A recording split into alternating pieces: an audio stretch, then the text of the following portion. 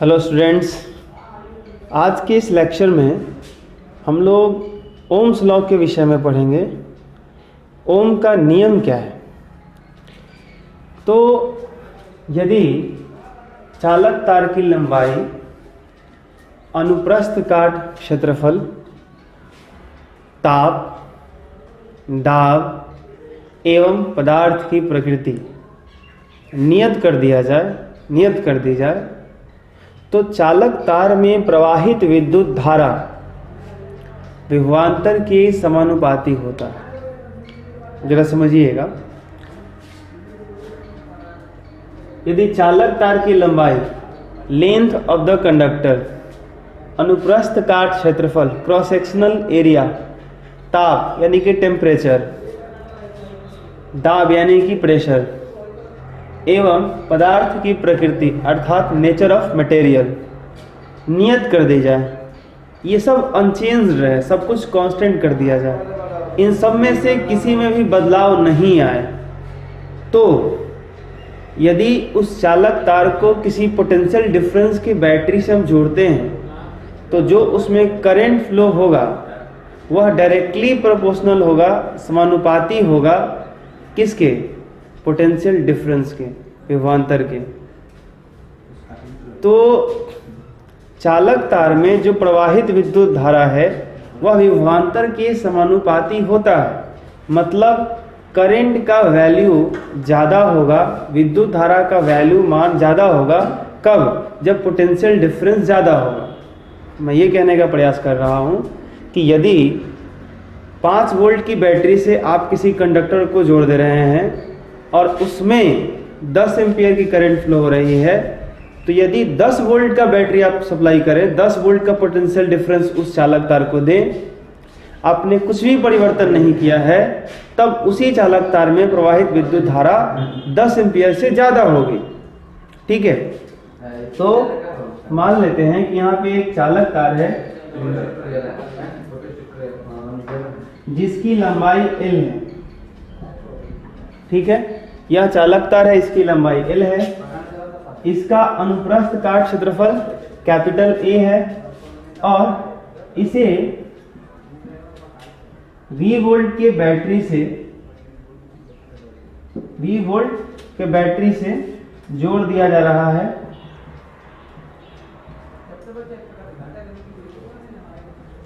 तो इसमें current flow होगा। अब इसमें जो करंट फ्लो होगा, मान लेते हैं कि जो है यहाँ पे जो पोटेंशियल डिफरेंस V है, तो करंट जो इसमें फ्लो हो रहा है वो I है। ठीक है, करंट का डायरेक्शन चालक तार में पॉजिटिव से निगेटिव। ठीक है, ओके। तो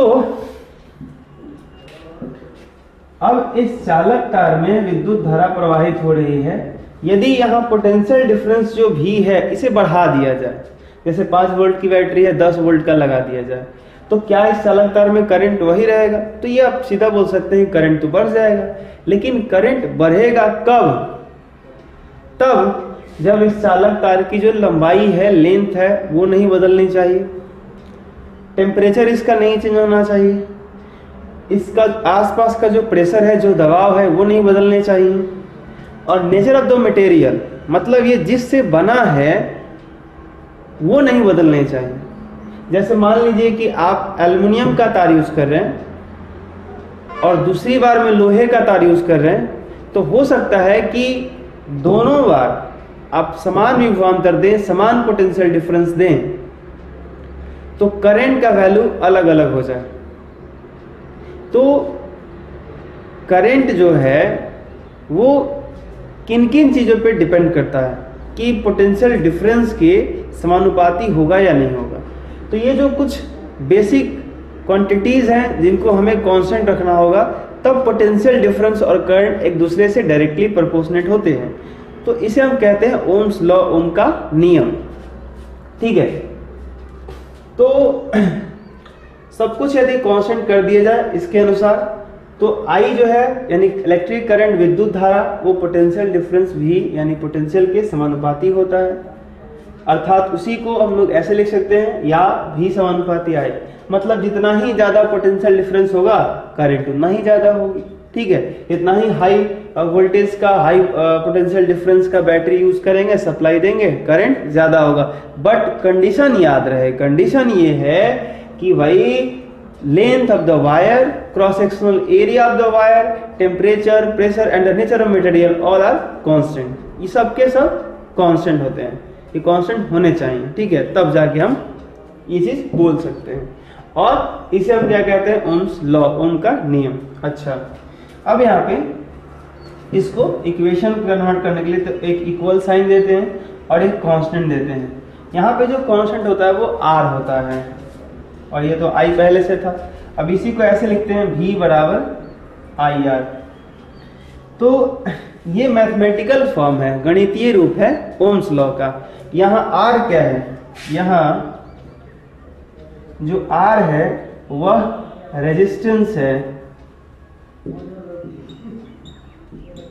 रेजिस्टेंस यानी कि इसको हिंदी में प्रतिरोध कहते हैं।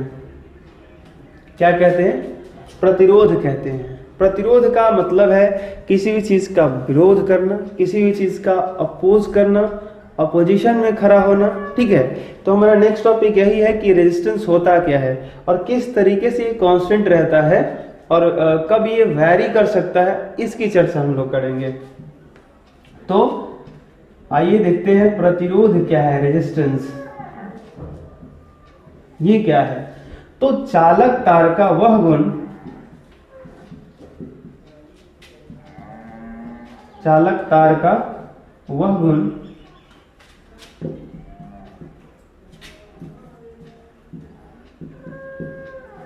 जिसके द्वारा वह प्रवाहित होने वाले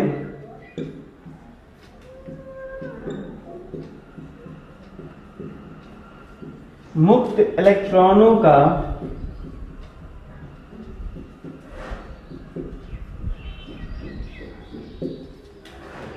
विरोध करता है।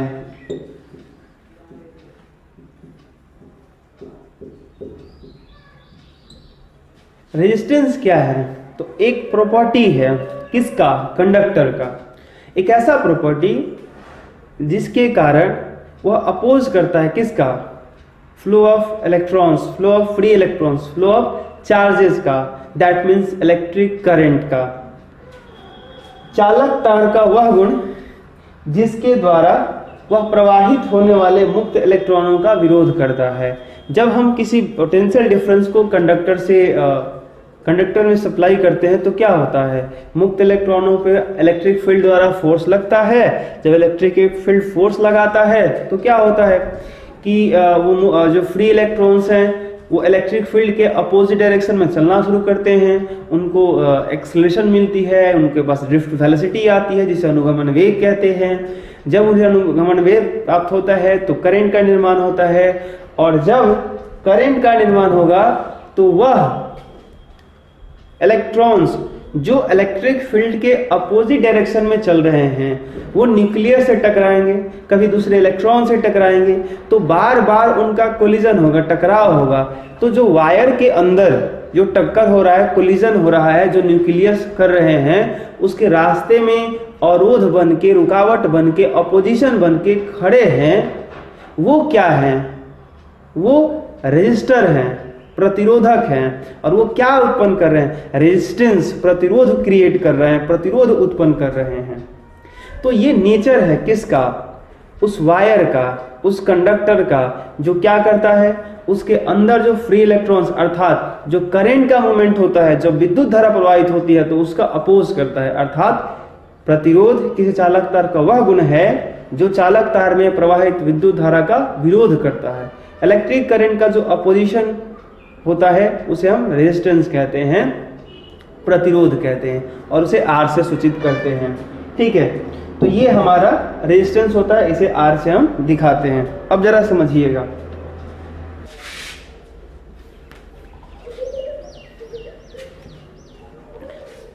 यह रेजिस्टेंस किन किन बातों पे डिपेंड करता है, कौन कौन सा ऐसा फैक्टर है जिस पे निर्भर करता है। जैसे हम कहते हैं कि रेजिस्टेंस कांस्टेंट होता है, तो आर का वैल्यू कांस्टेंट होता है।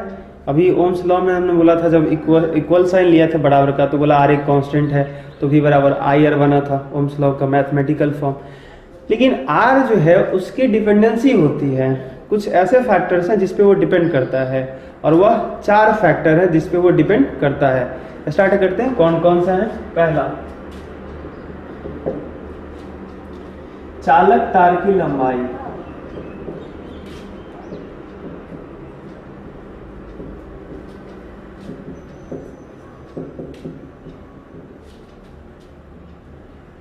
Length of the conductor. चालक तार की लंबाई जितनी ही अधिक होती है, चालक तार का जो प्रतिरोध होता है, रेजिस्टेंस होता है, उतना ही ज़्यादा होता है। इसी को आप यहाँ लिख सकते हैं कि चालक तार का प्रतिरोध उसके लंबाई के समानुपाती होता है। R जो होता है वो समानुपाती होता है उसकी लंबाई के। जैसे यहाँ पे एक छोटा सा वायर है, ठीक है, और एक बड़ा सा वायर है, बट दोनों का अनुप्रस्थ काट क्षेत्रफल समान है। हो सकता है आपको मोटा पतला दिखे, लेकिन मैं कंडीशन क्रिएट करूंगा, उसको आपको समझना है कि दोनों का अनुप्रस्थ काट क्षेत्रफल समान है, मोटाई बराबर है, और दोनों एक ही तरह के मटेरियल से बने हैं। ये भी एल्युमिनियम, ये भी एल्युमिनियम, दोनों का टेम्परेचर सेम, प्रेशर सेम, सिर्फ एक चीज अलग कर दिया जाए, इनका लेंथ। तो यहाँ पे रेजिस्टेंस कम होगा, यहाँ पे रेजिस्टेंस ज्यादा होगा, यहाँ पे प्रतिरोध कम होगा, यहाँ पे प्रतिरोध ज्यादा होगा। तो चालक तार की लंबाई जितनी ही अधिक होगी उसमें रेजिस्टेंस उतना ही ज्यादा होगा। जरा सोचिए कि एक इलेक्ट्रॉन, मान लीजिए इसको आप बैटरी से कनेक्ट कर दिए और फ्री इलेक्ट्रॉन इधर से चल रहा है, तो यहाँ पे क्या होगा, इसके अंदर क्या है, न्यूक्लियस है, ठीक है। फ्री इलेक्ट्रॉन्स इसके अंदर होते हैं जो कंडक्टर के अंदर चलते हैं, लेकिन इसके अंदर एटम के न्यूक्लियस भी तो हैं। तो जो न्यूक्लियस है वो तो वायर के अंदर ही है। तो जब इलेक्ट्रॉन चलेंगे तो किसी न्यूक्लियस से अपनी वेलोसिटी के कारण, जैसे कि ड्रिफ्ट वेलोसिटी का, थर्मल वेलोसिटी के कारण किसी दूसरे इलेक्ट्रॉन से टकरा जाएंगे, और जब वो टकराएंगे तो उनकी वेलोसिटी चेंज होगी। तो कहीं ना कहीं उनके रास्ते में जो अदर इलेक्ट्रॉन्स हैं और न्यूक्लियस हैं वो अपोजिशन बन के खड़े हैं और वही रेजिस्टेंस क्रिएट कर रहे हैं। तो यहाँ पे इस वायर में जो रेजिस्टेंस है, जो अपोजिशन है, उसकी संख्या जरा इमेजिन करिए, और लेंथ ज्यादा है तो यहाँ इमेजिन करिए, यहाँ पे न्यूक्लियस जरा सोचिए कितना ज्यादा होगा। एक इलेक्ट्रॉन को यहाँ से, इलेक्ट्रॉन को इधर से यहाँ तक आने के लिए मान लेते हैं कि पॉजिटिव ये है, निगेटिव ये है, तो इलेक्ट्रॉन तो निगेटिव से पॉजिटिव चलता है ना, तो इलेक्ट्रॉन इधर से आ रहा है, तो एक इलेक्ट्रॉन को आने के लिए यहाँ से यहाँ आना है, और यहाँ पे इलेक्ट्रॉन को यहाँ से आना है, तो कम डिस्टेंस ट्रैवल करना है, यहाँ ज्यादा डिस्टेंस ट्रैवल करना है।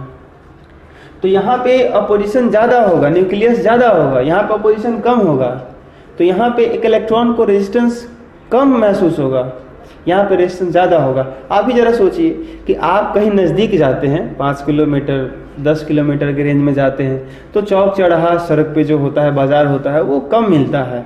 लेकिन आपको यदि 500 किलोमीटर डिस्टेंस ट्रैवल करना हो, 700 किलोमीटर डिस्टेंस ट्रैवल करना हो, एक स्टेट से दूसरे स्टेट में जाना हो, या एक कंट्री से दूसरे कंट्री में जाना हो, तो आप ये फील करेंगे, महसूस करेंगे कि भाई सड़क पे कितने जो चौक चौराहा हैं उसकी संख्या बढ़ जाएगी, लोगों की संख्या बढ़ जाएगी, अपोजिशन बढ़ जाएगा, ठीक है।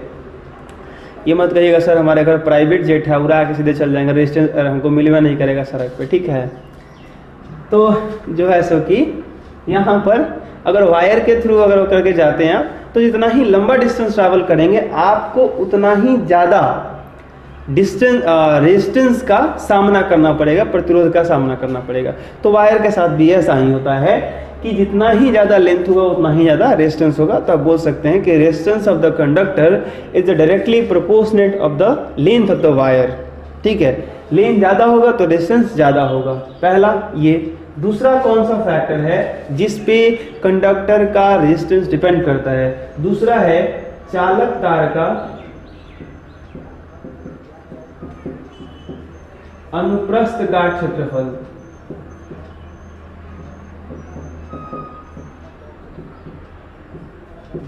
दूसरा क्या है? चालक तार का अनुप्रस्थ काट क्षेत्रफल। Cross sectional area of the conductor, ये क्या होता है? जैसे मान लीजिए, इसके लिए हम लोग फिर से उदाहरण ले रहे हैं। इस बार क्या है, ये एल्युमिनियम का वायर है और ये भी एल्युमिनियम का वायर है। दोनों का लेंथ सेम है, लंबाई में कोई चेंजेस नहीं है, दोनों एल्युमिनियम का है, दोनों के लिए टेम्परेचर सेम है, प्रेशर सेम है, लेकिन एक चीज का डिफरेंस है, इसका अनुप्रस्थ काट क्षेत्रफल A1 है और इसका अनुप्रस्थ काट क्षेत्रफल A2 है। और आप देख पा रहे हैं कि A2 जो है वह A1 से ज्यादा है। यहाँ क्रॉस सेक्शनल एरिया, यह अनुप्रस्थ काट क्षेत्रफल ज्यादा है, मतलब यह चालक तार मोटा है और ये वाला पतला है, तो रेजिस्टेंस कहाँ ज्यादा होगा? तो देखने से लगता है कि यहाँ ज्यादा होगा, लेकिन ऐसा होगा नहीं। जहाँ पे क्रॉस सेक्शनल एरिया ज्यादा है वहाँ रेजिस्टेंस कम हो जाता है। मतलब कुछ ऐसा, R is the inversely proportionate to the cross sectional area। अनुप्रस्थ काट क्षेत्रफल के व्युत्क्रमानुपाती होता है रेजिस्टेंस, प्रतिरोध। तो जितना ही मोटा चालक तार होगा उसका प्रतिरोध उतना ही कम होगा। क्यों?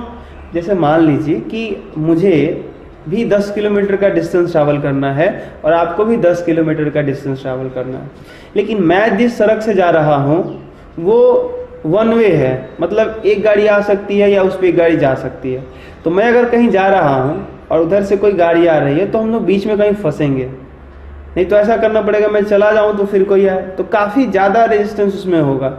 लेकिन यदि 4 लेन है तो काफ़ी चौड़ी सड़क है, स्पेस ज़्यादा है, तो फिर क्या होगा? आप आ रहे हैं, उधर से लोग जा रहे हैं, कुछ भी आ रहा है जा रहा है, सब लोग फ्री है, कोई दिक्कत नहीं, वहाँ पर रेजिस्टेंस कम होगा। तो जहाँ पे चौड़ी सड़क होगी वहाँ पे रेजिस्टेंस कम होगा, जहाँ पे पतली सड़क होगी वहाँ पर रेजिस्टेंस ज़्यादा होगा। ठीक है, तो लेंथ सेम होने के बावजूद भी रेजिस्टेंस अलग अलग हो सकता है यदि क्रॉस सेक्शनल एरिया अलग अलग हो तो, अनुप्रस्थ काट क्षेत्रफल अलग अलग हो तो चालक तार के अनुप्रस्थ काट क्षेत्रफल पे भी रेजिस्टेंस डिपेंड करता है। ठीक है, और किस प्रकार से डिपेंड करता है कि रेजिस्टेंस जो होता है, प्रतिरोध जो होता है, वह अनुप्रस्थ काट क्षेत्रफल के व्युत्क्रमानुपाती होता है। एरिया ज्यादा होगा तो रेजिस्टेंस कम होगा, एरिया कम होगा तो रेजिस्टेंस ज्यादा होगा। ठीक है, अब तीसरा फैक्टर क्या है? तीसरा फैक्टर ये है टेम्परेचर, ताप।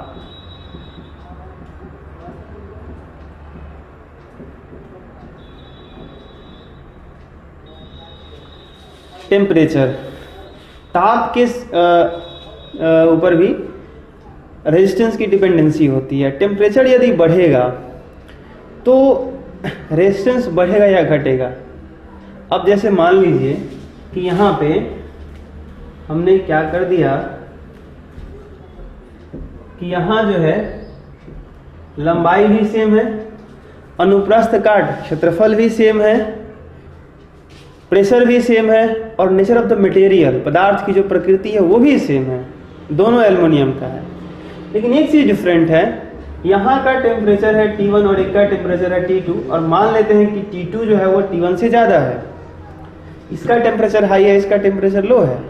तो एक वायर का टेम्परेचर ज़्यादा होने से क्या होता है जरा समझिए। हम लोग थोड़े दिन पहले पढ़े थे ड्रिफ्ट वेलोसिटी, शायद पिछले वाले वीडियो में Vd इज इक्वल टू हमने क्या पढ़ा था, E capital E by mass of electron into क्या था,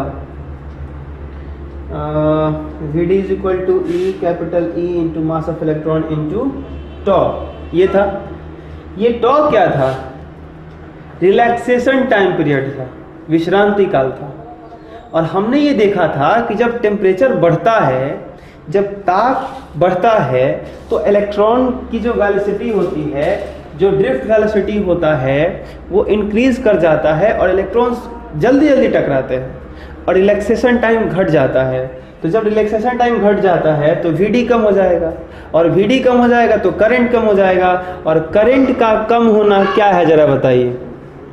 करंट का कम होने का मतलब है कि रेजिस्टेंस ज़्यादा हो गया, प्रतिरोध ज़्यादा हो गया, तभी तो करंट कम हो गया। तो टेम्परेचर पर भी डिपेंड करता है। टेम्परेचर ज़्यादा होगा तो रेजिस्टेंस ज़्यादा होगा, रेजिस्टेंस बढ़ जाएगा, करंट कम हो जाएगा। ठीक है, ओके। जो यहाँ पे ड्रिफ्ट वेलोसिटी में ही ये वाला वैल्यू इंक्लूडेड है। अच्छा, एक और चीज है जिस पे उसकी डिपेंडेंसी होती है, नेचर ऑफ द मटेरियल, पदार्थ की प्रकृति।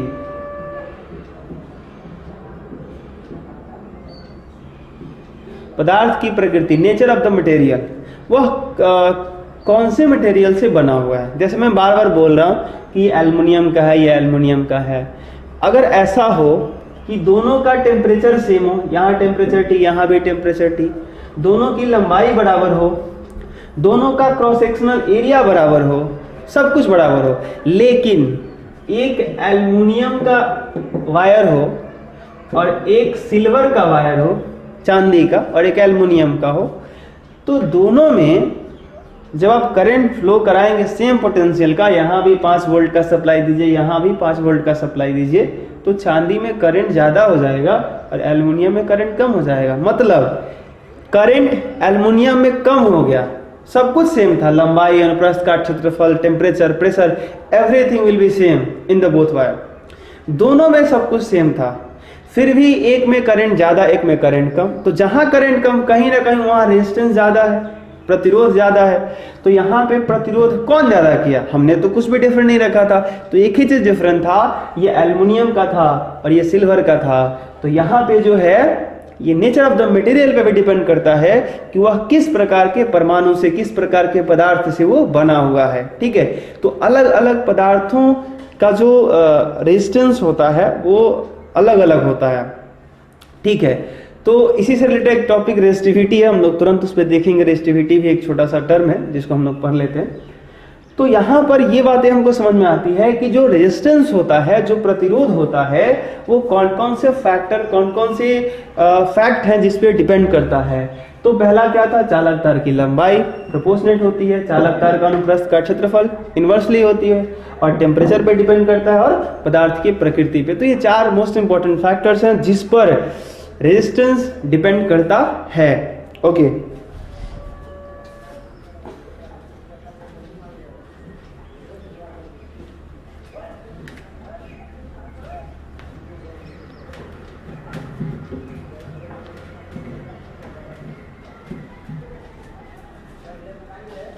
अब यहाँ पे यदि इसे हम इक्वेशन 1 मान लें और इसे इक्वेशन 2 मान लें, तो रेजिस्टेंस का एक हम लोग फॉर्मूला क्रिएट कर सकते हैं, और वो क्या हो सकता है?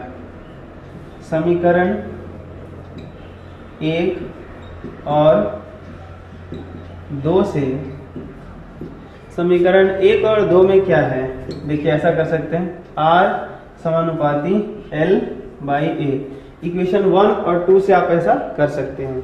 फिर यहाँ पे प्रोपोर्शनेट है क्योंकि इन दोनों पे डिपेंड करता है, तो यहाँ पे इस प्रोपोर्शनेट साइन को हटाना है, इक्वल और एक कांस्टेंट देना पड़ेगा। तो R इक्वल यहाँ पे देते हैं रो इंटू L/A, इसको क्या पढ़ते हैं? रो। क्या पढ़ते हैं? रो, ROH, ऐसा कुछ। ठीक है, तो R is equal rho into L/A। अब ये रो क्या है?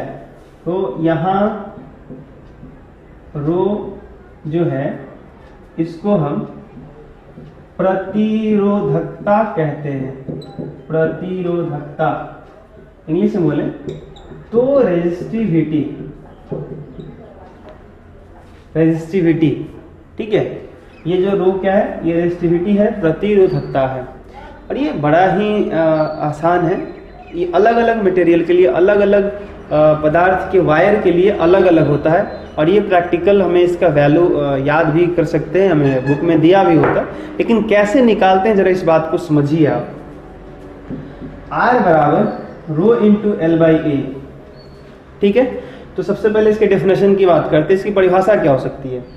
तो R बराबर रो, जो चालक तार हम ले रहे हैं वो मान लीजिए कि एल्युमिनियम का ले रहे हैं। किसका ले रहे हैं? एल्युमिनियम का।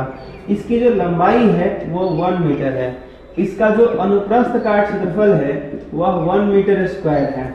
अब यहाँ पे जरा वैल्यू पुट करिए, तो R बराबर रो इंटू L। L कितना है? 1 मीटर। यूनिट हम लोग बाद में करेंगे, ठीक है, यूनिट रहने दीजिए। लंबाई 1 हो गया, एरिया कितना 1 मीटर स्क्वायर, तो रख दीजिए। तो पूरा सॉल्व कीजिएगा तो आर बराबर क्या आ जाएगा, रो। हमें निकालना था कि रो क्या है, रो का डेफिनेशन बनाना था। तो हमने बनाया कि यदि चालक तार की लंबाई 1 मीटर एवं उसका अनुप्रस्थ काट क्षेत्रफल 1 मीटर स्क्वायर हो, कोई भी वायर ले लीजिए किसी भी एक मटेरियल का, जैसे हमने इस बार एल्युमिनियम का बोला है, मान लेते हैं कि अभी फिलहाल ये एल्युमिनियम का है। तो एल्युमिनियम का यह वायर है, इसकी लंबाई है 1 मीटर, अनुप्रस्थ काट क्षेत्रफल cross sectional area 1 meter square. तो इस टाइम इस सिचुएशन में जितना इसका रेजिस्टेंस होगा, जितना इसका प्रतिरोध होगा, वही प्रतिरोध इस मटेरियल का, इस एल्युमिनियम का प्रतिरोधकता कहलाएगा, रेजिस्टिविटी कहलाएगा। प्रतिरोधकता क्या है, तो किसी पदार्थ का आप यदि चालक तार लेते हैं, उसकी लंबाई 1 मीटर हो, उसका अनुप्रस्थ काट क्षेत्रफल 1 मीटर स्क्वायर हो, तो उस कंडीशन में जितना रेजिस्टेंस होता है, जितना प्रतिरोध क्रिएट करता है, वो वही रेजिस्टेंस जो है सो कि रेजिस्टिविटी कहलाता है। वो एक कांस्टेंट टेम्परेचर प्रेशर पे होगा। ऐसा नहीं कि किसी भी टेम्परेचर प्रेशर पे, उसके लिए भी कांस्टेंट टेम्परेचर प्रेशर होना चाहिए, ठीक है, ओके। क्योंकि टेम्परेचर में भी तो रेजिस्टेंस डिपेंड करता है, टेम्परेचर चेंज कर देंगे आर चेंज कर जाएगा, ठीक है। तो ये थोड़ा सोचने वाली बात है। तो यदि चालक तार की लंबाई कितनी हो, 1 मीटर हो, अनुप्रस्थ काट क्षेत्रफल 1 मीटर स्क्वायर हो, तो किसी खास टेम्परेचर और प्रेशर पर उस पदार्थ का जो रेजिस्टिविटी होगा, पदार्थ की जो प्रतिरोधकता होगी, वो उस प्रतिरोध के बराबर होगी, रेजिस्टेंस के बराबर होगी, जब चालक तार की लंबाई 1 मीटर और अनुप्रस्थ काट क्षेत्रफल 1 मीटर स्क्वायर है, ओके। तो यहाँ पे इसका डेफिनेशन जरा आप लिख लीजिए।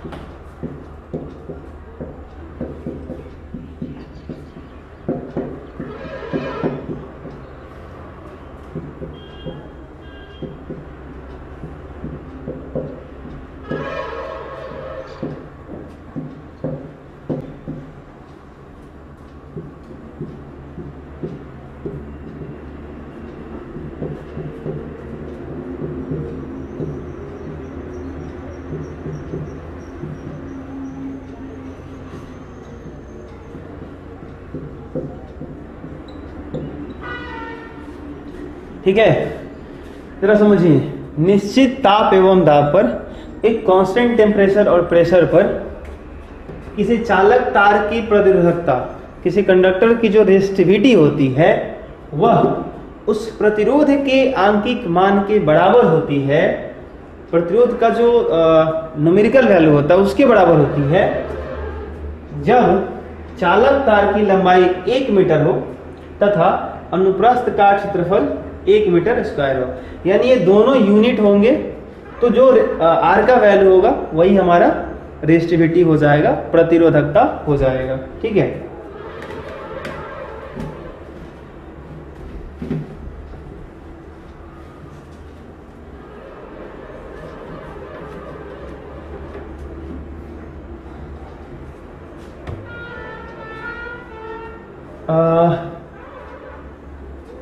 अब प्रतिरोध का एसआई मात्रक ओम होता है। प्रतिरोध का जो एसआई मात्रक होता है वो ओम होता है। जो ओम साहब थे, वैज्ञानिक का नाम था साइमन ओम करके नाम, जॉर्ज साइमन ओम करके नाम था उनका। तो उनके सम्मान में प्रतिरोध का जो एसआई मात्रक है उसको ओम रख दिया गया है। और उसका जो सिंबल है वो कुछ ऐसा है, इस तरीके का, ठीक है। इस तरह का हम लोग ओम का संकेत दिखाते हैं। जैसे आप बल का मात्रक क्या बोलते हैं, न्यूटन। तो न्यूटन तो सर आइजैक न्यूटन वैज्ञानिक का नाम है। तो एज ए सम्मान के तौर पे, ताकि लोग याद रखें, दुनिया याद रखे उनके आविष्कारों को, उनके खोज को, उनके संघर्ष को। तो इसके लिए जो यूनिट्स होते हैं, बहुत सारे वैज्ञानिक के नाम के पहला अक्षर से रख दिए जाते हैं। जैसे आपने सुना होगा, जूल सुना होगा, तो जूल भी वैज्ञानिक का नाम है। तो बहुत सारे ऐसे साइंटिस्ट रहे हैं जिनके लिए यूनिट्स का इस्तेमाल हम लोग करते हैं। तो प्रतिरोध का एसआई मात्रक ओम होता है और उसका सिंबल ऐसा होता है, ठीक है। ओके, अभी अभी हम लोगों ने एक फॉर्मूला लिखा था प्रतिरोधकता के लिए। प्रतिरोध का R बराबर rho into L by A. R बराबर rho into L by A resistance का फॉर्मूला है प्रतिरोध का। रो क्या है, प्रतिरोधकता। एल क्या है, लेंथ। ए क्या है, क्रॉस सेक्शनल एरिया। अब जरा इसका यूनिट निकालते हैं। प्रतिरोधकता का मात्रक हमको निकालना है। तो जितना सारा क्वांटिटी एल और है, इसको इधर भेजिए। तो ये भाग में गुना में चला आएगा, तो ऐसा हो जाएगा R गुणे ए बाई एल इज इक्वल क्या हो जाएगा, रो। अब इसके यूनिट चाहिए, तो R का मात्रक क्या होता है, ओम होता है। एरिया तो इसका क्या होता है, मीटर स्क्वायर। और नीचे लेंथ है, तो किसी भी चीज की लंबाई को एसआई में मापिएगा तो मीटर होगा। तो नीचे मीटर ले लीजिए, बचा इधर क्या, रो। अब यहाँ मीटर स्क्वायर एक मीटर, तो कैंसिल हो जाएगा ना, ये कैंसिल होगा। तो क्या बचा, ओम, और क्या बचा, मीटर। क्या बच गया, ओम मीटर। तो प्रतिरोध का एसआई मात्रक ओम होता है, परंतु प्रतिरोधकता का एसआई मात्रक, रेजिस्टिविटी का एसआई मात्रक ओम मीटर होता है। ये ध्यान रखिएगा, ठीक है। अब इन्हीं दो टॉपिक से रिलेटेड है दो छोटे छोटे और पॉइंट्स जो आप यहीं पे देख लीजिए। क्या, अभी अभी आपने पढ़ा है प्रतिरोध, तो एक और इसी से रिलेटेड होता है चालकत्व। क्या होता है, चालकत्व, कंडक्टेंस।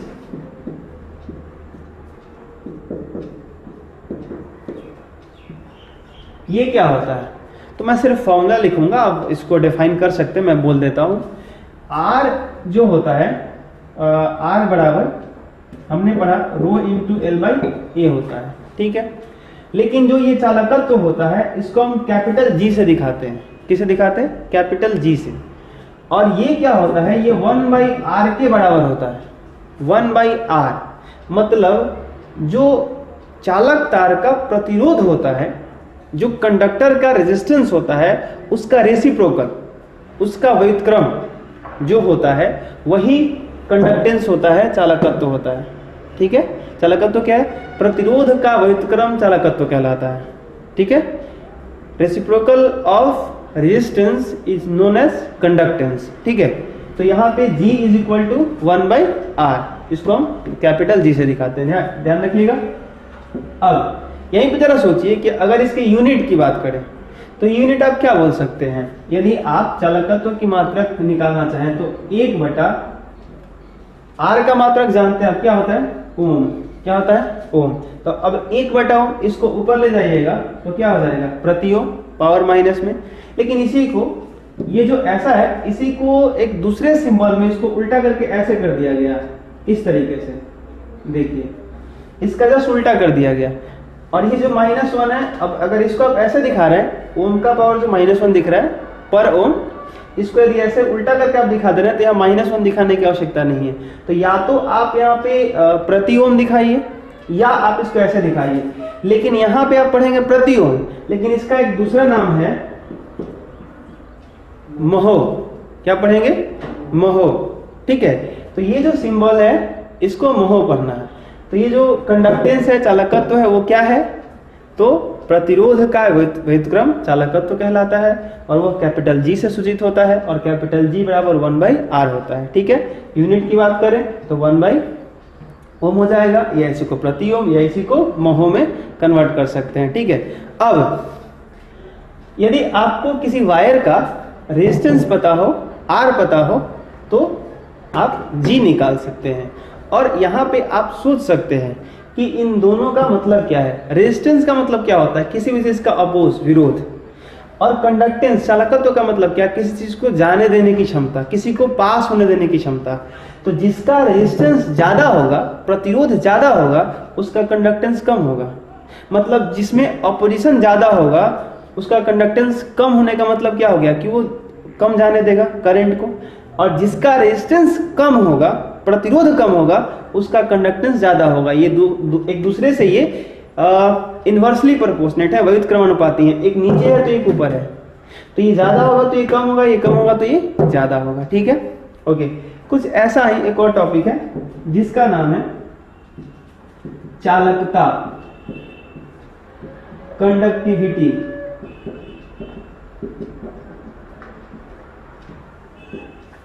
तो अभी आपने पढ़ा था थोड़ी देर पहले क्या, रेजिस्टिविटी, और रेजिस्टिविटी को किससे दिखा रहे थे हम लोग, रो से। तो जस्ट उसका जो रेसिप्रोकल होता है उसको हम कहते हैं कंडक्टिविटी। मतलब प्रतिरोधकता के व्युत्क्रम को चालकता कहते हैं, प्रतिरोध के व्युत्क्रम को चालकत्व कहते हैं, और प्रतिरोधकता के व्युत्क्रम को चालकता कहते हैं, कंडक्टिविटी कहते हैं। तो यहाँ पे उसे सिग्मा से दिखाते हैं, ये सिग्मा है और सिग्मा बराबर 1/ρ हो जाएगा। देखिए सिग्मा बराबर 1/ρ, यहाँ पे एक दूसरे का ये क्या है, उल्टा है। ठीक है, तो आप इसे यहाँ पे याद रख सकते हैं। अब यहाँ पे यदि यूनिट की बात करें कि भाई कंडक्टिविटी जो है, चालकता जो है, इसका मात्रक क्या होगा, यूनिट क्या होगा, तो जरा सोचिए 1/ρ का यूनिट क्या होता है, अभी हमने पढ़ा था, तो ओम मीटर होता है। अब जब ये दोनों ऊपर जाएंगे तो क्या होगा, ओम का पावर -1 और मीटर का पावर -1। तो ओम का पावर -1 को हमने दिखाना सीखा है, उसको क्या लिख सकते हैं, महो। ठीक है, तो इसको जो है आप इसको उल्टा कर दीजिए और मीटर को -1 में रहने दीजिए, तो महो प्रति मीटर। इसको क्या बोलेंगे, महो प्रति मीटर। ठीक है, तो ये चालकता का यूनिट हो गया। डेफिनेशन मैंने दोनों का बोल दिया है, आप अच्छे से वीडियो को पॉज करके और सुन करके इन दोनों का डेफिनेशन लिख लीजिए, और इन छोटे छोटे टॉपिक्स पे कुछ प्रॉब्लम्स हैं उसे आप सॉल्व करिए। ठीक है, अब आप इलेक्ट्रिसिटी जो ब्रांच है आपका, धारा विद्युत की, करंट इलेक्ट्रिसिटी, इसमें पहला चैप्टर हमने करंट इलेक्ट्रिसिटी स्टार्ट किया है। तो जितना भी अब तक हमने फॉर्मूला पढ़ा है उससे रिलेटेड कुछ न्यूमेरिकल्स प्रॉब्लम होंगे, कुछ थ्योरेटिकल भी होंगे, कुछ वस्तुनिष्ठ भी होंगे, ऑब्जेक्टिव क्वेश्चन। तो इन सभी प्रश्नों को आप देखना प्रारंभ कीजिए और सॉल्व करना प्रारंभ कीजिए। ठीक है, ओके, थैंक यू।